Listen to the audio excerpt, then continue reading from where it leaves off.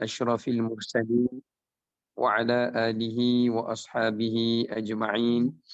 Qala rabbi syrah li sadri wa yassir li amri wahlul 'uqdatam min lisani yafqahu qawli. Rabbi zidna ilma warzuqna fahma, amma ba'du. Alhamdulillah, kita rafa'kan puji dan syukur kepada Allah Ta'ala di atas segala rahmat dan kurniaannya. Pada malam ini kita masih lagi diberikan peluang dan keizinan oleh Allah Ta'ala untuk dapat kita menyambung semula tadabbur bagi surah Luqman Al-Hakim. Dan insya-Allah untuk malam ini kita akan menyambung bagi ayat yang ke-16 dan ayat ke-17. Allah Subhanahu Wa Ta'ala berfirman, boleh buka muka surat 412 ya. Allah SWT berfirman, A'udhu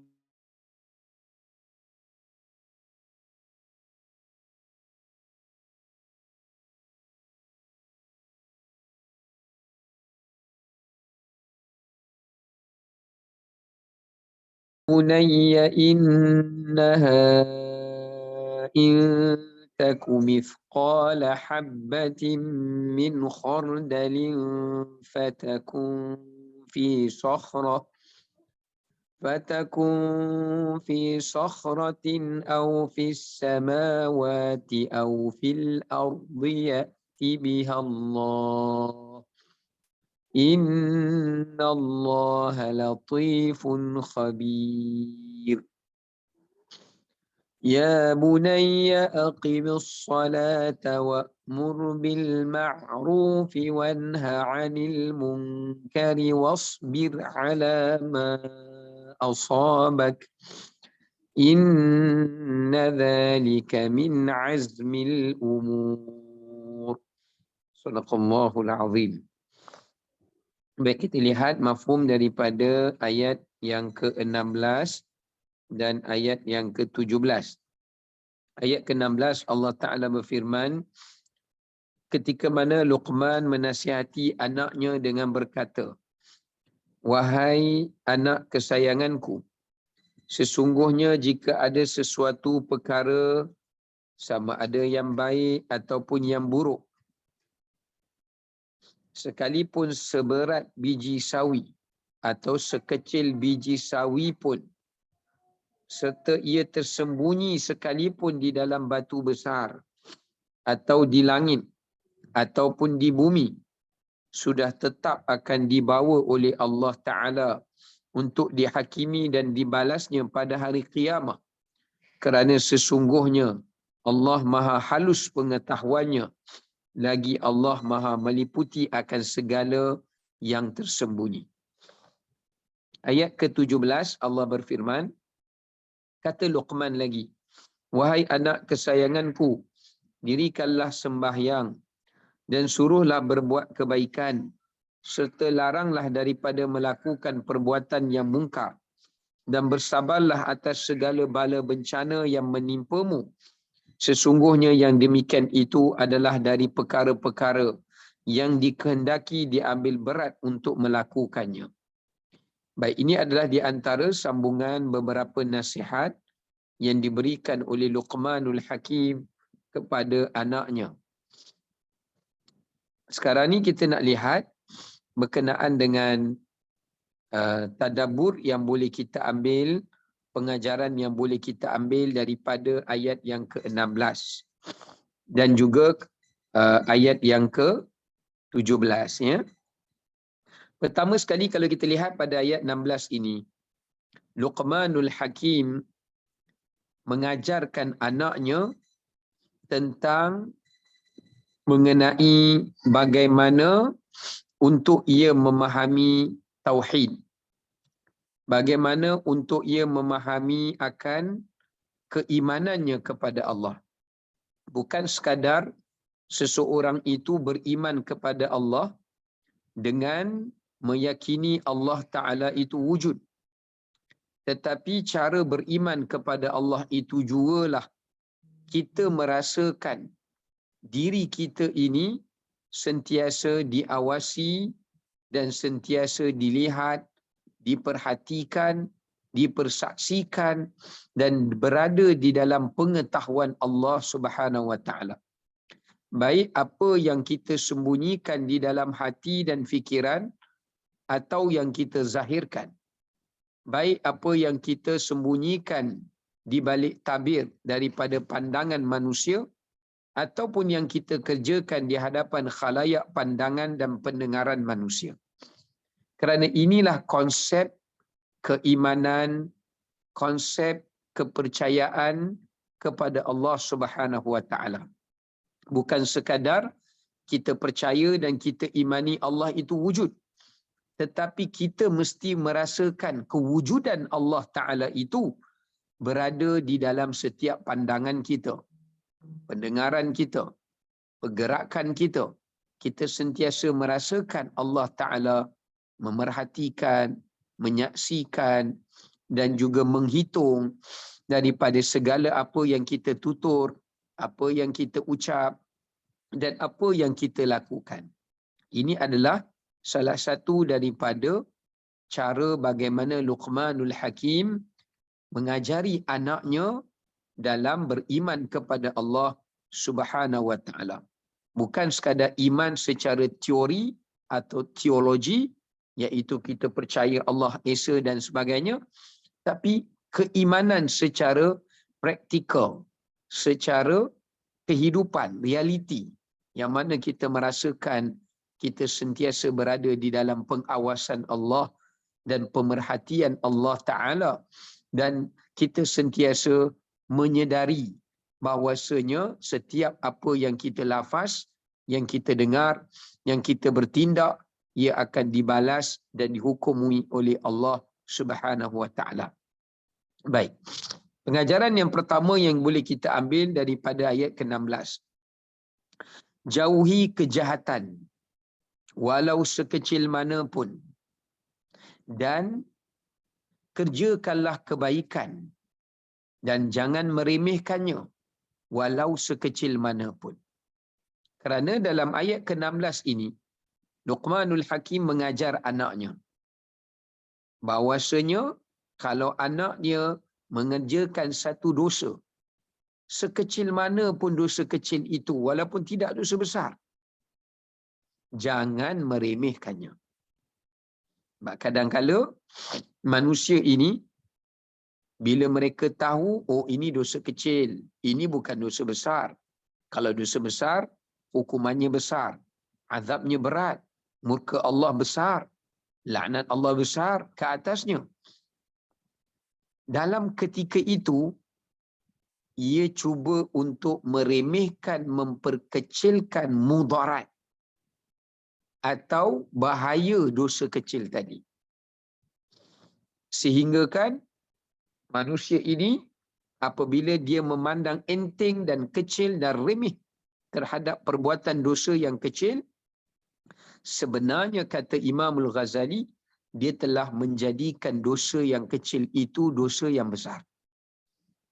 Ingat ya, saya ulangi, setiap kali kita cuba meringankan atau memandang kecil atau memandang remeh pada sesuatu dosa yang kecil itu, maka sebenarnya kita telah menjadikan ia dosa yang besar. Kerana kita telah meremehkan dosa itu, dan akhirnya dosa itu akan menjadi besar. Kerana dosa kecil bila diremehkan, maka ia menyebabkan seseorang itu akan berulang-ulangan melakukannya, mengerjakannya, dan akhirnya dia memandang dosa itu adalah dosa yang kecil tanpa dia memandang murka Allah yang besar.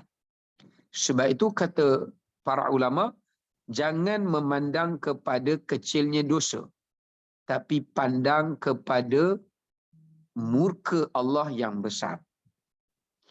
Jangan memandang kepada, jangan meremehkan dosa yang kecil, tetapi sebaliknya hendaklah kamu memandang kepada azab yang tak mampu untuk kamu tanggung di sebalik dosa yang kecil itu sekalipun.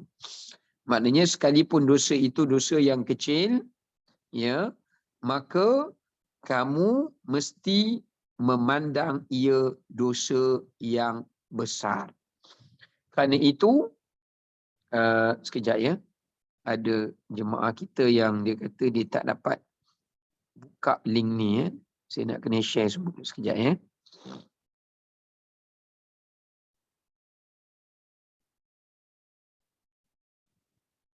Okey, kita kembali semula.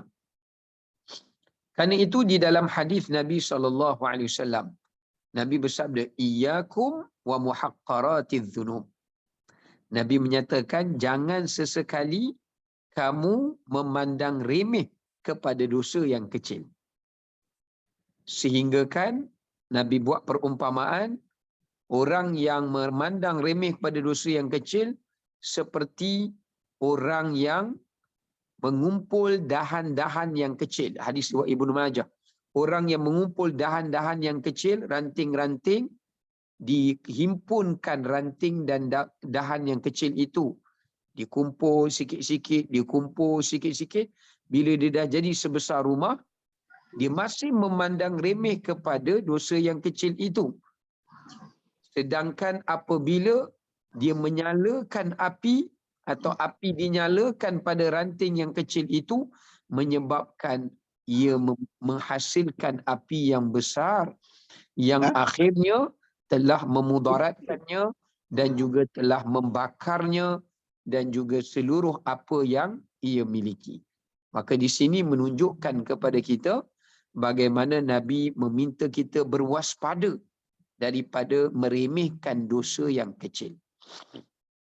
Baik. Kemudian dalam riwayat yang lain kata Ibnu Mas'ud, akan datang kepada kalian satu zaman di mana kami para sahabat menganggap dosa yang kecil itu seperti dosa yang besar. Tetapi pada kalian di satu zaman nanti, dosa yang besar itu lebih kecil daripada sehelai rambut.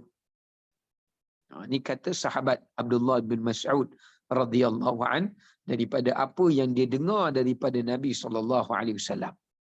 Sebab itu Luqman pesan, kita pun kena pesan ke anak kita. Nak, walaupun ayah tak ada di hadapan kamu, ibu tak ada di hadapan kamu, manusia tak tengok kamu, jangan cuba-cuba untuk kamu buat dosa walau sekecil mana pun. Jangan meremehkan dosa yang kecil itu pun, kerana murka Allah tetap besar. Jangan memandang remeh kecil mana pun dosa tu, kerana azab Allah daripada dosa yang kecil itu pun kamu tak mampu untuk menanggungnya. Apatah lagi dosa yang lebih besar. Dan jangan melihat kecil pada dosa itu, tapi lihat kepada siapa kamu berdosa. Dan jangan meremehkan dosa yang kecil, kerana api yang kecil boleh menjadi api yang besar. Dan kerana dosa yang kecil boleh menghasilkan dosa yang besar. Maka ini yang dipesankan oleh Luqman kepada anaknya. Saya nak sharekan di sini bagaimana ada saya buat sedikit bacaan mengenai orang yang pernah meremehkan dosa yang kecil, sehingga kan dia telah dihumbankan ke dalam api neraka Allah Subhanahu wa ta'ala. Baik.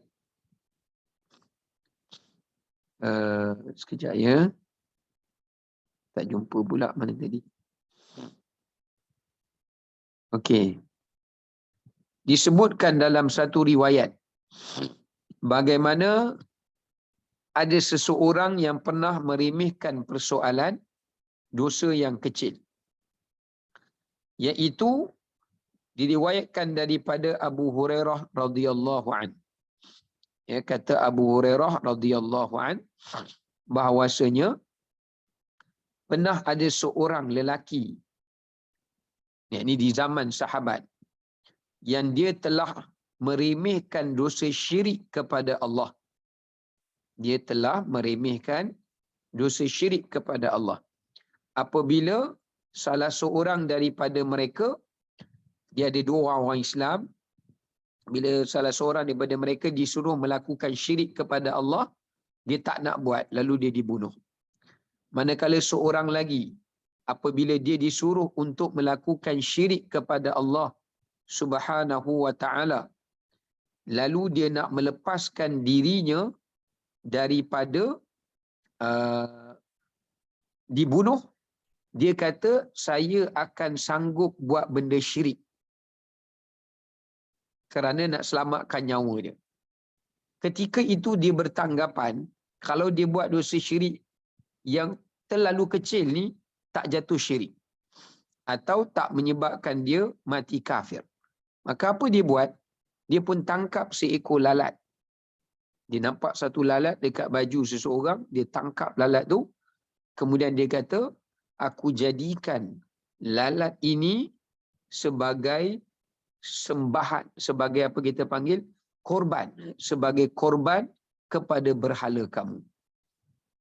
Kerana dia faham, dengan lalat tu, dia tak boleh menyengutukan Allah Ta'ala. Kerana dia faham, kalau dia sembelih lembu ke, sembelih kambing ke, sembelih unta ke, kerana selain Allah, baru syirik. Maka dia bunuh seekor lalat tu, lalu dia kata, aku jadikan lalat ini sebagai korban kalian untuk Tuhan berhala kalian. Lalu matilah dia lepas daripada itu, dan dimasukkan dia ke dalam neraka Allah Subhanahu wa ta'ala. Bayangkan, kerana seekor lalat, amalan yang dia buat selama ini telah pun Allah batalkan kerana jatuhnya ia kepada syirik dan dilemparkan dia ke dalam api neraka Allah Subhanahu wa ta'ala. Ini menunjukkan jangan kita meremehkan sekecil mana pun perbuatan dosa itu. Baik. Dan banyak lagi lah contoh yang lain. Kemudian pengajaran yang seterusnya yang dipesankan oleh Luqmanul Hakim.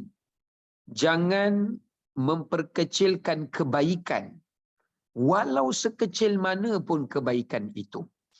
Ini juga bertepatan dengan hadis Nabi SAW di mana Nabi bersabda, la tahqiranna minal ma'rufi syai'a. Janganlah kamu memandang remeh kepada benda baik walaupun kecil, kata Nabi. Sekalipun Nabi kata antalqa akhaka biwajhi talqin. Sekalipun kamu jumpa saudara kamu dalam keadaan kamu senyum pada dia. Kita jumpa sahabat kita, jumpa kawan kita, kita senyum. Nabi kata, jangan memperkecilkan senyuman itu. Walaupun ia sedekah yang paling mudah. Jangan kamu memperkecilkannya sampai kamu tak buat. Kadang-kadang manusia ni, tuan-tuan perempuan, dia sibuk cari, apa ni kita kata, sedekah-sedekah yang besar. Sedekah-sedekah yang orang boleh kenal dia, orang boleh agungkan dia, orang boleh tahu bakti dia. Kadang-kadang dia cari yang tu. Kerana dia rasa yang tu yang boleh bawa dia masuk syurga. Sedangkan dia tak tahu dengan sedekah amalan yang besar tu juga Allah boleh jadikan sebagai ujian untuk dia yang menyebabkan jadi satu perangkap yang akhirnya dia ujub, dia takabur, dia tak dapat apa-apa pun dia boleh kebajikan tu. Sebab itu Nabi suruh kita sebagai orang mukmin, baik kebajikan yang kecil, apatah lagi yang besar, kita buat semua. Jangan pilih secara selektif dalam melakukan kebajikan, melakukan ketaatan pada Allah ni. Jangan bersikap selektif. Jangan pilih-pilih. Buat semua. Kerana kita tak tahu amalan manakah yang akan bawa kita masuk syurga. Kita sangka amalan yang besar. Rupa-rupanya amalan kecil tu yang bawa kita masuk syurga. Bukan amalan besar yang kita buat tu pun. Ini sangat penting. Sampai kita duk nampak bagi duit ni, bagi makan, buat rumah ni yang boleh masuk kita syurga, kita tak senyum ke orang. Alah takat senyum, sedekah berapa sangat. Kita remehkan benda ini. Jangan, kata Nabi SAW. Demikian kata Luqman. Kalau kamu buat benda kecil, walaupun sebesar biji sawi pun, Allah akan bawa amalan tu di padang mahsyar Allah akan balas, Allah akan ganjar, Allah akan timbang. Faman ya'mal mithqala dzarratin khairan yarah wa man ya'mal mithqala dzarratin syarran yarah. Kamu buat benda baik sebesar zarah pun Allah akan tunjuk, Allah akan timbang. Demikian juga yang buruk atau daripada dosa dan kemungkaran. Ya. Sebab itu ulama kata amalan yang kecil boleh digandakan pahalanya dengan niat yang ikhlas. Amalan kebajikan yang kecil boleh menjadi besar bila impak manfaatnya besar. Contoh, kita tengok dekat lalu lintas adanya ranting atau adanya botol plastik atau adanya lubang. Kita ambil sesuatu, kita tutup. Kita ambil botol tu, kita alihkan. Kita ambil ranting tu, kita alihkan. Itu adalah sedekah yang kecil. Tapi manfaatnya besar. Kita nampak kecil. Tapi Allah bagi pahala dia besar. Kerana dengan kita tutupkan lubang, kita alihkan botol, alihkan ranting, kita boleh menyelamatkan ramai nyawa penunggang motosikal atau pejalan kaki. Mungkin tak kenderaan lah yang berat, tapi kenderaan yang ringan. Bukankah menyelamatkan nyawa orang tu besar pahalanya? Maka sebab itu dalam hadis Nabi SAW sebut, di zaman Nabi ada seorang lelaki, dia memang Nabi kenal, dia selalu mengalihkan benda-benda yang mengganggu lalu lintas orang dalam pemusafiran. Lalu Nabi kata bila matinya dia, meninggalnya dia, Nabi kata, Ainar rajul, mana lelaki itu? Maka sahabat kata dia dah meninggal. Maka Nabi kata Allah telah memperlihatkan aku, dia sedang dalam keadaan yataqallab, berguling-guling di bawah pepohonan pokok dalam syurga dan menikmati segala kelazatan daripada pokok itu. Hanya dengan pahala kebajikan yang kecil yang dia buat tadi. Sebab itu, kita jangan memperkecilkan. Kerana itu saya nak kongsikan juga beberapa kisah yang mana diriwayatkan amalan yang kecil ini pun boleh menyelamatkan kita daripada neraka Allah atau memasukkan kita ke dalam syurga Allah Subhanahu wa ta'ala. Umpama contohnya, kalau saya boleh ambil beberapa riwayat dekat sini yang menyebutkan kepada kita bagaimana mana pula ni sekejap ya.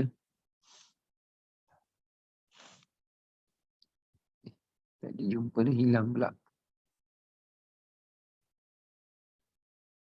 Okey. Bagaimana dengan sebiji tamar? Sebiji tamar yang kita sedekah boleh masukkan kita dalam syurga. Dengan syarat kita masa sedekah tu kita tak memperkecilkan sedekah kita. Tapi bukan bererti kita kena bagi sikit ya. Kalau kita mampu bagi banyak, bagilah banyak. Ni bagi orang yang dia tak mampu bagi banyak melainkan sikit, jangan dia rasa tak payah bagilah sikit sangat. Jangan remehkan kebajikan anda. Ya. Dan kita jangan remehkan kebajikan orang lain. Contoh dalam hadis riwayat Aisyah radhiyallahu anha. Aisyah kata pernah datang di rumah Nabi SAW seorang wanita dengan 2 orang anak perempuannya. Maka Aisyah radhiyallahu anha ketika itu di rumah Nabi hanya ada 3 tamar. 3 biji tamar je ada rumah Nabi. Satu untuk Nabi buka puasa, satu untuk Aisyah, ada lebih kot boleh kongsi Nabi dengan Aisyah. Maka bila wanita ni minta makanan, maka Aisyah bagi kepadanya sebiji tamar tadi. Maka Aisyah menjadi kagum kerana dengan sebiji tamar tu si ibu tu belah 2 dan dia bagi ke anak perempuan dia seorang lagi untuk makan. Bila 2 orang anak perempuan dia tu makan, Aisyah kagum kerana ibunya tak makan. Ya. Maka Aisyah rasa simpati sebab mereka hanya ada 3 tamar. 2 tamar lagi untuk keperluan mereka berbuka. Maka pada ketika itu bila Nabi SAW balik, Aisyah cerita, "Ya Rasulullah, aku rasa macam terkilan sebab boleh bagi sebiji tamar. Tengok mak budak tu tak makan pula." Maka Nabi kata, "Ma'ajbuki. Jangan kamu rasa remeh dengan apa yang kamu buat. Itu saja kamu mampu buat. Kerana dengan sebiji tamar itu memasukkan kamu ke dalam syurga." Kerana Aisyah bagi sebiji tamar. Dan dengan sebiji tamar itu juga Allah masukkan ibu wanita tadi ke dalam syurga. Kerana dengan sebiji tamar dia sanggup bagi kepada anak dia daripada dirinya sendiri. Maka Allah masukkannya dalam syurga. Sebab tu kita pernah dengar hadis Nabi bersabda, "Ittaqun nar walau bisyiqqi tamrah." Nabi bersabda, jauhkan, selamatkan diri kamu daripada neraka walaupun dengan separuh tamar, apatah lagi sebiji tamar. Maka di sini menunjukkan pada kita jangan remehkan kebajikan. Sama juga ada satu riwayat yang dinukilkan oleh para ulama dalam kitab Targhib wa Tarhib, riwayat hadis Targhib wa Tarhib oleh Imam Ibnu Munzir. Dahulu ada seorang rahib. Ni zaman Bani Israel, Nabi cerita ada seorang rahib yang mana dia beribadah di tempat ibadahnya selama 60 tahun. Dan dia tak berkahwin. Rahib Nasrani. Kemudian dia diuji oleh Allah, datang seorang wanita. Dia tengok, dia terpegun dengan wanita tu susah, minta tumpang nak duduk kat rumah ibadat dia. Lama kelamaan dia diperdayakan oleh syaitan, wanita pun suka dia, dia telah berzina dengan wanita tu. Dia berzina dengan wanita itu. Last sekali dia sedar, dia rasa takut pada Allah Ta'ala. Akhirnya apa dia buat? Dia takut, dia pun keluar daripada rumah ibadat tu. Kemudian dia suruh wanita itu tadi pulang ke rumahnya, ya, ataupun tinggal di rumah ibadat itu. Lalu pada ketika dia keluar daripada rumah ibadat tersebut, dia telah mengambil satu raghif. Raghif ni apa? Roti, ya. Dia ambil satu roti raghif. Kemudian dalam perjalanan dia pun nampak ada 2 orang anak yatim yang kelaparan. Dia belah 2, dia bagi satu, dia bagi satu. Lepas tu dia terus mati, meninggal dunia. Allah hantar mereka cabut nyawa dia. Maka dia ambil amalannya yang 60 tahun tu, dia letak atas satu timbangan. Dia ambil dosa dia berzina dengan wanita itu, ya, dengan wanita itu selama beberapa kali dia telah berzina dengan wanita tu, dia letak atas satu timbangan. Ternyata kebaikan dia itu tak mampu melayakkan dia masuk syurga. Maka dikala itu Allah telah bawa datang sekeping roti yang disedekahkan tadi, diletakkan di atas timbangan amalan kebaikannya, lalu beratlah amalan kebaikannya itu. Maka di sini pengajaran yang sangat penting, jangan kita meremehkannya. Kerana sekecil mana pun kebaikan itu tetap dia akan ditimbang dan dia akan menjadi penentu pemberat timbangan kebaikan kita atau kejahatan kita di hari akhirat. Kemudian sekejap, ya.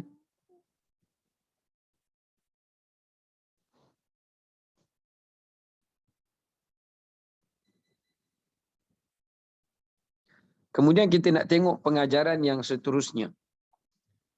Daripada ayat 16 ni, mewujudkan sifat muraqabah. Pengajarannya, kita kena tanamkan dan lahirkan dalam jiwa kita sifat muraqabah. Apa itu muraqabah? Kita sentiasa merasakan diri kita diawasi oleh Allah Subhanahu Wa Taala.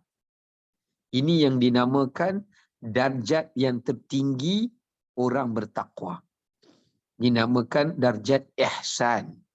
Kan Nabi SAW pernah ditanya oleh malaikat Jibril alaihissalam, apa itu ihsan?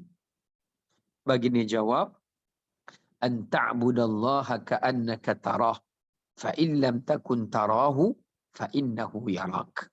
Iaitu bila kamu beribadah pada Allah, kesan ibadah kamu itu menjadikan seolah-olah kamu dapat melihat janji Allah, arzab Allah, murka Allah, redha Allah. Atau kalau kamu tak terasa begitu pun, kamu terasa seolah-olah kamu diawasi oleh Allah. Ini adalah kesan ibadah yang sempurna. Selama mana kita buat ibadah, kesan ibadah kita tu tak menatijahkan sifat ihsan, kita kena muhasabah. Kita kena muhasabah. Masih ada cacat celanya pada ibadat kita itu. Kerana kesan ibadat ni, dia akan melahirkan, kita akan sentiasa rasa bila kita buat amalan ni, bila kita nak buat soalan Allah tu, kita nampak seolah-olahnya kita dengar, kita lihat, kita nampak janji Allah itu. Bila kita nak buat sesuatu dosa, seolah-olah kita nampak neraka Allah itu. Padahal neraka tu kita tak nampak, Allah hijab. Tapi kita berasa sedemikian. Perasaan kita, fikiran kita merasainya. Ya, merasainya. Maka ini gambaran yang Allah Ta'ala nak sebutkan, darjat ihsan. Ataupun kalau kita tak dapat rasa macam tu pun, bila kita nak buat satu ketaatan, kita malas, kita rasa Allah sedang memerhati kita. Kita malu pada Allah, kita buat. Atau bila kita nak buat satu kejahatan, kita rasa Allah memerhati kita. Jadi kita takut pada Allah dan kita tinggalkan. Ini yang Nabi SAW sebut bagaimana orang yang mencapai darjat taqwa yang tertinggi. Yang mana baginda berpesan pada Urwah bin Mas'ud, sahabat Nabi sallallahu alaihi wasallam radhiyallahu an, ittaqillah haitsu ma kunt. Bila ditanya Nabi macam mana takwa yang baik ni, Nabi kata bertakwalah kamu pada Allah di mana saja kamu berada. Sebab tu kalau kita nak dapat darjat ihsan ni, ulama bagi tips. Pertama, nak dapat darjat ihsan, kita mesti bertakwa pada Allah dalam keadaan senang dan dalam keadaan susah. Banyak manusia masa susah dekat dengan Allah. Masa senang jauh dari Allah. Kalau macam inilah cara ibadat kita pada Allah, takkan dapat darjat ihsan. Ya? Takkan dapat darjat ihsan. Ketika kita senang, kita tunjukkan kesungguhan kita dalam beribadat, mentaati perintah Allah, berbuat kebajikan dengan yang terbaik dalam peluang yang Allah bagi kita kesenangan ni. Sementara peluang Allah bagi kita senang, sebenarnya Allah uji kita susah, kita tunjukkan kesungguhan ketaatan kita pada Allah. Dan bila kita susah pula, kita tak adalah protes sebab Allah dah bagi kita susah, sebenarnya Allah bagi kita senang. Tak. Tetap bertakwa pada Allah dengan cara susah kita. Susah pun tetap sedekah, bagi sikit. Masa senang bagi banyak, masa susah tetap bagi. Tak adalah, ya Allah sebab dah susah tak payah bagilah. Tak. Masih. Yang kedua, kita bertakwa pada Allah ketika kita sihat, demikian juga ketika kita sakit.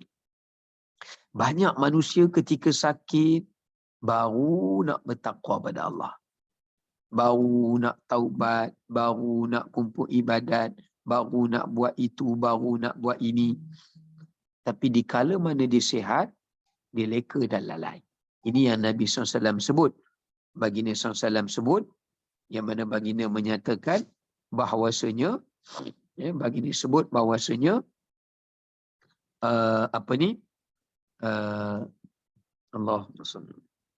baginda menyatakan kepada kita, ada dua nikmat yang sentiasa memperdayakan manusia.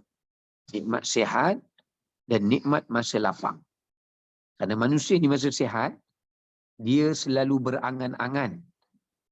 Duk buat check up tiap-tiap tahun, doktor kata okey, semua elok. Dia duk sangka dia boleh umur panjang. Dia tak tahu Yang ajal tu tak semesti menimpa kepadanya dengan sakit. Ajal tu boleh datang dalam banyak asbab yang dia tak jangkakan pun. Maka disebabkan kerana itu, bertakwa pada Allah ketika sihat. Demikian ketika sakit pun, banyak juga saya tengok orang bila sakit, ibadat dia tak terurus. Solat dah mula tak terurus, alasan sakit. Zikir dah berkurang, alasan sakit. Buat pada kadar yang mampu. Kalau kita tak mampu buat sebanyak kita sihat, buat kadar yang mampu. Allah kata, la yukallifullahu nafsan illa wus'aha. Yang ketiga, kita bertakwa pada Allah ketika lapang dan ketika sibuk. Ada orang ketika lapang, pencit, boleh takwa pada Allah. Masa sibuk, lupakan Allah. Hanya ingat dunia saja. Tidak. Ketika kita sibuk pun, sibuk tu tak melalaikan kita daripada solat awal waktu. Ketika kita sibuk pun, sibuk tu tak melalaikan kita daripada tak baca Quran seharian. Ini orang yang akan mencapai darjat ihsan.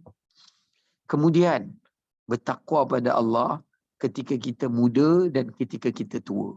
Banyak orang ketika dah berusia baru nak bertakwa pada Allah. Ketika muda, kurang takwanya pada Allah. Bukan tak bertakwa, kurang takwanya pada Allah. Jadi kita pesan ke anak-anak kita, cucu kita yang masih muda ni, anak, seperti mana Luqman pesan ke anak dia, masa muda ni lah kamu takwa pada Allah. Maka jika kamu bertakwa pada Allah masa muda, Allah akan bantu kamu untuk lebih bertakwa pada Allah di kala masa tua. Kerana awal membantu kita menentukan akhir. Tapi bukanlah semestinya awal penentu segala-galanya pengakhiran kita. Tidak juga. Kadang-kadang ada orang awalnya tidak baik tapi pengakhirannya baik. Ya, maka nak menunjukkan bagaimana nak dapatkan ihsan ini juga adalah dengan istiqamah. Jadi kita takwa pada Allah, kita cuba istiqamahkan diri kita dalam bertakwa kepada Allah Subhanahu wa taala. Kemudiannya, bertakwa kepada Allah ketika dalam keadaan kita berkuasa atau dalam keadaan kita tidak berkuasa. Kita sebagai mak ayah ke, sebagai majikan ke, sebagai pemimpin ke, sebagai orang yang berkedudukan ke, tetap bertakwa kepada Allah. Bukan semasa kita tak ada kedudukan, tak ada jawatan, baru kita bertakwa. Bila kita ada jawatan, patutnya kita kena lebih bertakwa. Bila kita ada kedudukan, sepatutnya kita kena lebih bertakwa. Kerana cabaran kita lagi besar. Ya. Demikian juga bertakwa kepada Allah ketika kita bersendirian atau ketika mana kita berada di hadapan orang ramai. Atau bersama dengan teman-teman ataupun manusia. Ya. Kalau kita ni hanya rajin ibadat, rajin sedekah, rajin baca Quran, bila ada orang baru rajin. Bila ada orang, baru semangat sikit nak buat ibadat. Tapi bila duduk sorang-sorang, tak ada semangat langsung untuk ibadat. Jadi kita tak akan dapat capai darjat ihsan. Kerana darjat ihsan itu orang yang sama kesungguhannya, amalannya, kebajikannya, akhlaknya, baik depan orang atau belakang orang. Kalau kita depan orang ni tunjuk baik, belakang orang, isteri, anak-anak kita saja yang kenal kita ni siapa sebenarnya. Maka itu orang yang tidak akan mencapai darjat ihsan. Kerana itu dalam hadis yang sama tadi Nabi pesan pada Urwah, baginda menyatakan wa khaliqin nas bi khuluqin hasan. Lepas bertakwa, berakhlaklah kamu kepada manusia dengan akhlak yang baik. Sama ada ketika kamu bersama dengan manusia yang ramai atau ketika kamu berada dalam keadaan secara bersendirian. Baik. Kemudian pengajaran yang seterusnya seterusnya daripada ayat 16, mengerjakan amalan yang memberatkan timbangan al-mizan dan menjauhkan amalan yang meringankan timbangan al-mizan. Ayat ini juga mengajarkan kepada kita bagaimana Luqmanul Hakim pesan pada anak dia, wahai anak, kecil mana pun kebaikan yang kamu buat, Allah akan tunjuk juga di hari kiamat. Semua orang akan tengok. Kecil mana dosa pun kamu sembunyi, Allah akan zahirkan juga. Semua orang akan tengok. Bukan takat tu saja. Akan ditimbang. Akan ditimbang. Ya. Allah Ta'ala kata, ya'ti bihallah. Ayat tadi kan, Allah akan bawa datang untuk tunjuk dan untuk timbang. Maka disebabkan kerana itu, amalan yang kecil pun Allah timbang, amalan yang besar pun Allah timbang. Jadi kerana itu, kita tak tahu amalan mana satukah yang besar atau yang kecil, yang akan memberatkan timbangan al-mizan kita. Jadi saya nak kongsikan di sini, apakah amalan-amalan yang dapat memberatkan neraca timbangan al-mizan kita. Ibu ayah sekalian, timbangan al-mizan Allah pada hari kiamat sangat besar. Dalam hadis Nabi ada menyebutkan, ketika Allah bangkitkan kita di mahsyar, Allah bentangkan timbangan al-mizan. Wa nada'ul mawazin al-qist liyaumil qiyamah. Masa tu kita akan tengok Allah bentangkan timbangan al-mizan depan mata kita. Di kala mana hadis Nabi sebut ya, maksud Nabi Allah bentangkan tu, malaikat tengok timbangan mizan tu. Malaikat kata, ya Allah, untuk apa engkau nak timbang?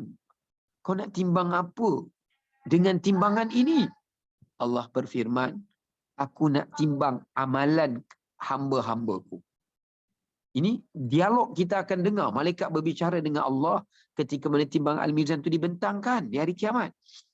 Malaikat kata, ya Allah, kalau timbangan ini nak timbang amalan hamba-hambamu, subhanaka ma abadna haqqa ibadatik.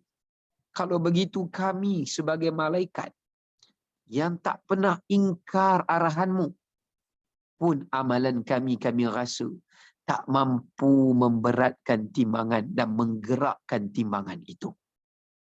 Siapa cakap ni? Muslimin muslimat, malaikat. Malaikat tengok timbangan tu pun takut. Kita sebab tak tengok lagi. Kalau kita tengok, fikir balik amalan kita ni, ya Allah, amalan kita ni boleh beratkan ke timbangan tu? Boleh bergerak ke tidak? Kerana malaikat kata, separuh dia ada dua tempat timbang, baik dan buruk. Satu timbangan ini saja malaikat kata, la wudi'at as-samawat wal ardi sab'in. Kalau dikumpul 7 petala langit yang besar, 7 petala bumi diletak atas satu timbangan pun tak menggerakkannya. Bayangkan, kalau Allah ambil semua langit ni, semua bumi ni letak atas timbangan al-mizan, tak bergerak. Sebab tu kita kena ingat, kita masuk syurga ni bukan dengan amalan kita, rahmat Allah. Kalau amalan kita yang kita banggakan tu tak boleh gerakkan pun timbangan mizan, jangan syok sendiri. Yang menjadikan ia berat, rahmat Allah pada amalan kita. Maka sebab itu ada di sana beberapa amalan yang dianjurkan oleh baginda Nabi SAW untuk kita kerjakan amalan itu. Yang pertama, la ilaha illallah. Jangan memperkecilkan zikir la ilaha illallah. Jangan. Banyakkan zikir la ilaha illallah. Zikir yang Nabi sebut, afdalu doa alhamdulillah. Sebaik-baik doa adalah alhamdulillah. Dan sebaik-baik zikir adalah la ilaha illallah.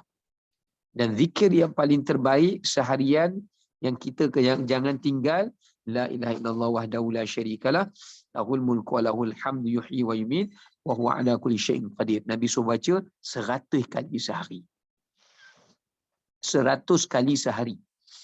Jangan tinggalkan ini. Zikir tadi. Ni tahlil, zikir tahlil yang paling terbaik. Kalau kita rasa panjang, boleh baca la ilallah saja. Tapi saya syurkan baca yang ni.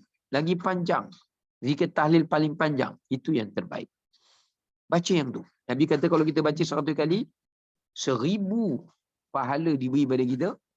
1000 dosa digugurkan daripada kita. 1000 darjat diangkatkan. Dan seumpama orang yang memerdekakan 10 orang hamba. Dan pahala memerdekakan hamba ni seperti dimerdekakan ia daripada neraka Allah Subhanahu wa taala. Baik. Sebab ada hadis yang panjang ya. Saya ringkaskan sebab kita rasa malam ni agak panjang sikit, minta maaf. Tadabbur kita agak panjang. Ada satu hadis riwayat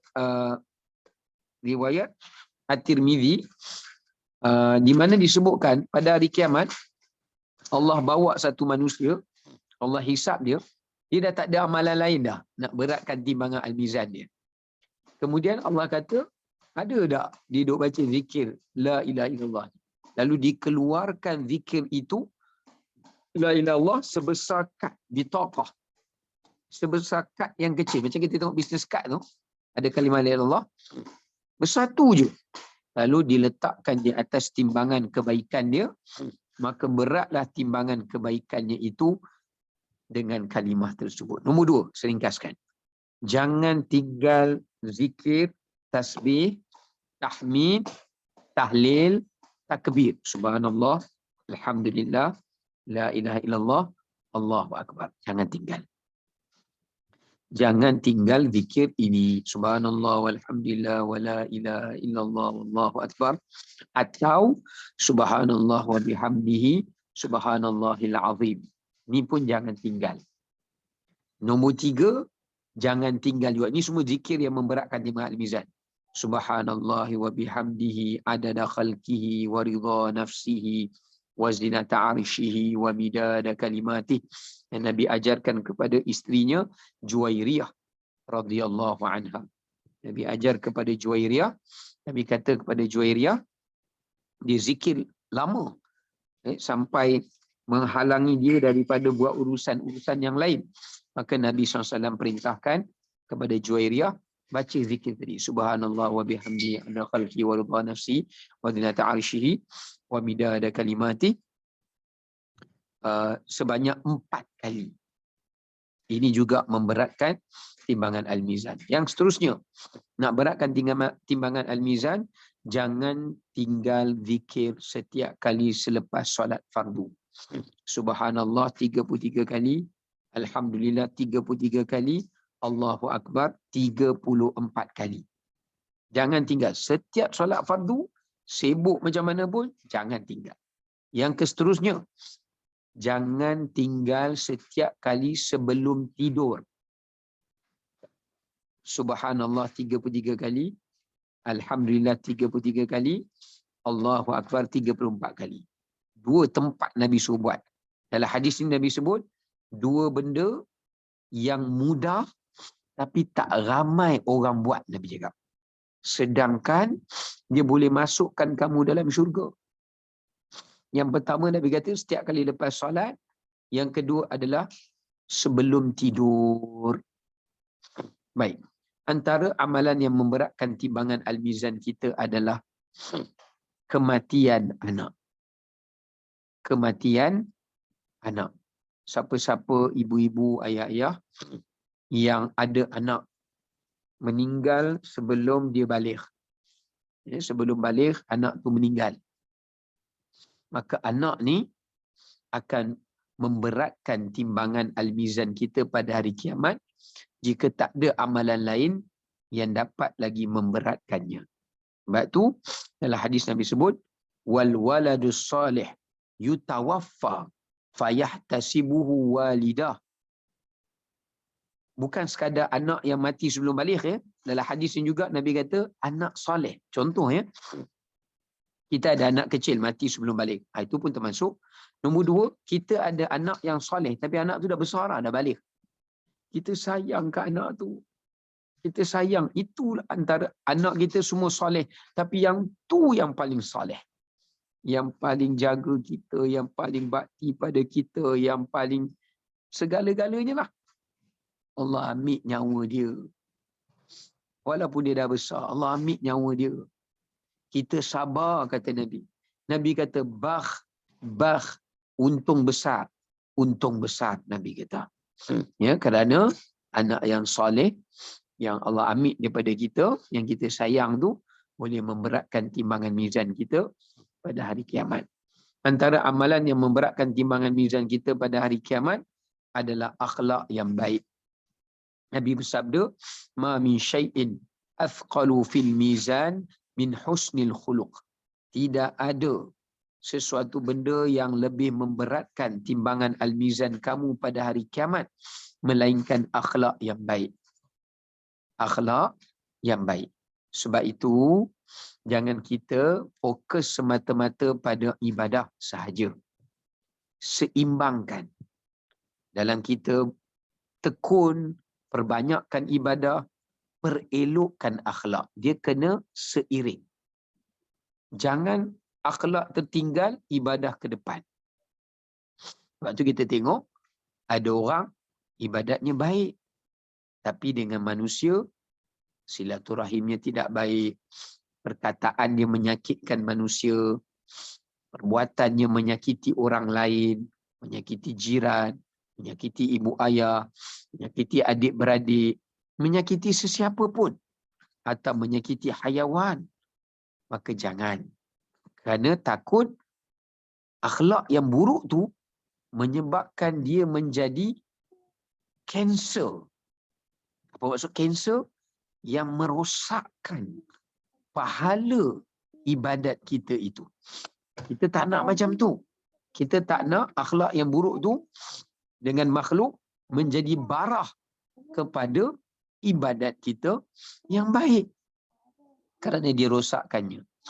Kemudian antara yang dapat memberatkan timbangan al-mizan kita pada hari kiamat, juga jangan tinggalkan amalan mengiringi jenazah. Mengiringi jenazah. Ya.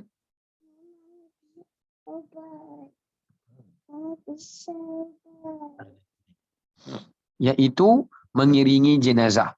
Ya. Mengiringi jenazah ini juga dapat memberatkan timbangan al-mizan kita pada hari kiamat. Sebab tu kalau kita ada peluang dengar kematian, walaupun kita dapat WhatsApp dalam grup masjid, grup kejiranan, ada kematian. Kita tak kenal pun. Siapa meninggal ni? Bukan kawan kita pun. Tapi pergi hadir. Hadir solat jenazah dia. Kalau ada masa sikit, hadir hantar ke perkuburan. Walaupun kita bukan kenalan kita, bukan keluarga kita, kita tak kenal dia, tapi kita nak beratkan timbangan al-mizan kita. Kerana Nabi sebut, siapa yang mengikuti jenazah sehingga disolat padanya, hingga selesai dikebumikan, baginya 2 pahala qirat. Lalu, bila dia datang pada hari kiamat, Allah akan tukarkan pahala qirat itu menjadi sebuah bukit Uhud. Lalu diberatkan timbangannya. Itu kalau sekali dia buat. Kalau banyak kali, banyaklah bukit Uhud bertimbul-timbul lah, ya, amalannya itu. Ya, jadi ini antara amalan yang memberatkan timbangan al-mizan pada hari qiyamah. Ya. Baik. Apa lagi antara amalan yang memberatkan timbangan mizan seseorang itu pada hari qiyamah yang juga disebutkan dan dipesankan oleh baginda Nabi SAW. Ya. Antara yang dipesankan oleh baginda Nabi SAW yang dapat memberatkan timbangan al-mizan kita adalah puasa. Kerana puasa itu adalah antara amalan yang terakhir yang Allah akan timbang. Kan Allah kata dah hadis kursi, semua amalan anak Adam adalah dia punya. Kecuali puasa, aku punya. Jadi Allah sendiri akan beratkan timbangan mizan kita dengan puasa itu. Kemudian yang seterusnya, hijrah. Hijrahlah kita pada kebaikan. Ya, sentiasa berhijrah pada kebaikan. Ya, berubah, tambahkan ilmu, perelokkan ibadah, hijrah daripada satu keadaan pada keadaan lebih baik, satu sikap perangai kepada satu sikap perangai lebih baik. Kerana Allah kata dalam Quran, wa man yuhajir wa man yakhruj min baiti muhajiran ila Allah wa rasulih summa yudrikul maut faqad waqa'a ajruhu 'ala Allah. Siapa yang keluar ingin berubah menghijrahkan dirinya dan dia meninggal ketika mana dia dalam keadaan berhijrah, maka pahalanya akan digandakan oleh Allah Subhanahu wa taala. Ya. Baik. Jadi antara amalan, kemudian antara amalan yang dapat memberatkan timbangan al-mizan seseorang itu pada hari qiyamah juga adalah memberi kemaafan. Allah kata dalam Quran, faman afa wa aslaha fa ajruhu 'ala Allah.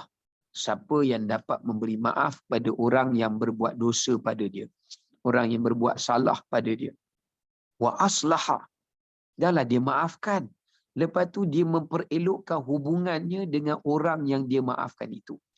Biasanya kalau orang tu buat salah kat kita, kita mungkin boleh maafkan dia, tapi untuk kita berbaik-baik dengan dia, itu amat beratlah.